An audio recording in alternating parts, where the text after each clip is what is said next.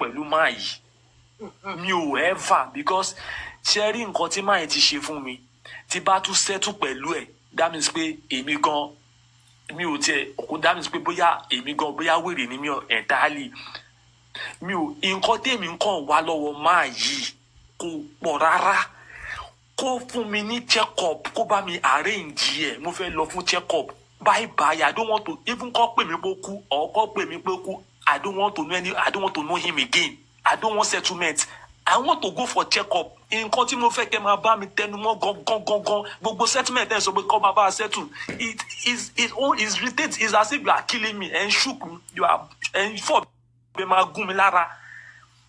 10 years I been suffering I came out for justice not for settlement I don't want to settle I should settle with somebody that want to kill me ẹ sà gbogbo ẹ̀yin máa yẹn ẹjọ ẹ fi mí sí pọ̀ mọ́ yín pẹ̀yìn lẹ́bí mi will you ask me to settle abba settle for what. nǹkan tí olórí. ẹ ṣàánú èmi náà náà mo wá síta kẹ help me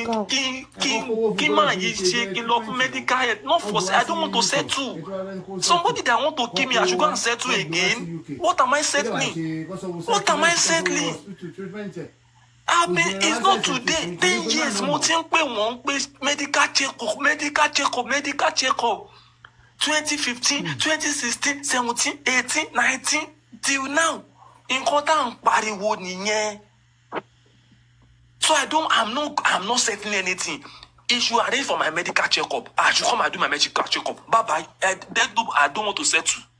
I'm not benefiting anything from him I'm even losing. You don't know this man. He's a very wicked man. This man has useless me, finished me, embarrassed me. And my